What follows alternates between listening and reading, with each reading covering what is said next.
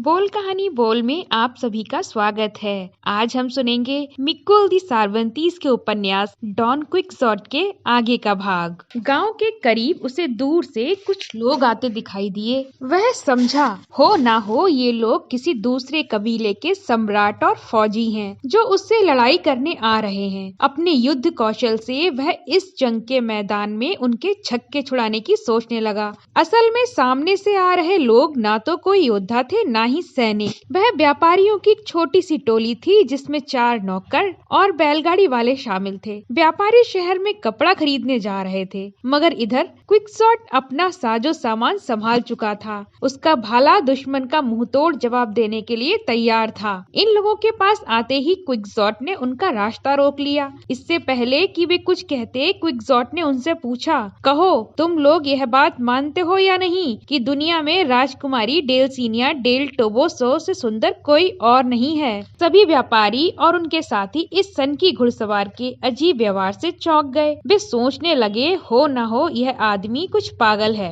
उनमें से एक ने क्विक्सॉट के सवाल पर कुछ हंसी के साथ पूछा, तुम्हारी बात पर हम सब तब भरोसा करेंगे जब तुम हमें उस राजकुमारी से मिलवा दोगे। बिना देखे भला हम उसे कैसे सुंदर कह सकते हैं। डॉन को उस व्यापारी की यह बात बहुत बुरी लगी। उसने ललकार लगाई, तुम्हारी यह हिम्मत कि तुम डेल्सिनिया को देखे बिना सुंदर मानने से इनकार करो। अगर तुम लोगों को मेरी बात पर भरोसा नहीं है तो तुम सब मेरे साथ युद्ध करने के लिए कमर कस लो। मैं तुम लोगों से अकेले ही निपटने के लिए तैयार हूँ। जैसे ही क्विक्सॉट उन लोगों पर हमला करने के लिए आगे बढ़ा, अचानक उसका बेहद कमजोर घोड़ा गिरकर चारों खाने चित हो गया। घोड़े के साथ बेचारा डॉन क्विक्सॉट भी भाले और ढाल सहित जमीन पर ढेर हो गया था, मगर गिरकर भी वह किसी बड़े योद्धा की तरह व्यापारियों पर चिल्लाता रहा, अरे डरपोको, भागो मत, मुझे उठने तो दो, मैं अभी तुम्हें मजा चखाता हूँ। पागल घुड़सवार की यह हालत देख व्यापारियों को हंसी भी आई और तरस भी आया। वे उसकी बेवकूफी पर हंसते हुए आगे बढ़ गए, मगर उसके एक नौकर ने आते जाते अपना गुस्सा क्विक्सॉट पर ही उतार दिया। उसने उसका भाला तोड़ डाला और उसी से उसकी धुनाई भी कर दी,